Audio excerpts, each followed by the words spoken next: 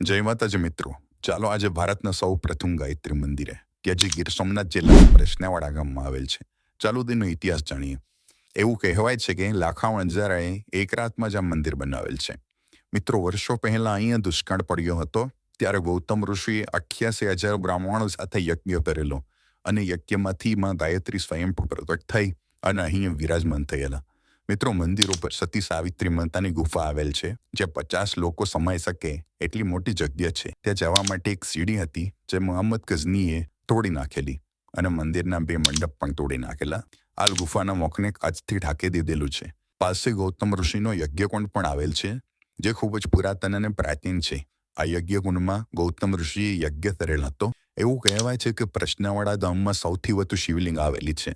મંદિર ઉપર 64 ચોગણી અને 52 વીરનું પણ સ્થાન છે કે જેમણે મંદિર બનાવવામાં મદદ કરેલી. અહીંયા શીતળા માતાનો કૂવો પણ આવેલ છે અને આ જગ્યાએ આજુબાજુ ઘણા બધા મંદિરો આવેલ છે. અહીંયા ઉપર ગણપતિ જોવા મળે છે. મિત્રો, આ જગ્યા અદ્ભુત છે અને ઘનઘોર વૃક્ષોના વચ્ચે આ મંદિર આવેલ છે. એકવાર આ મંદિરની મુલાકાત જરૂર લેજો. માહિતી સારી લાગી હોય તો ફોલો કરી લેજો. ધન્યવાદ.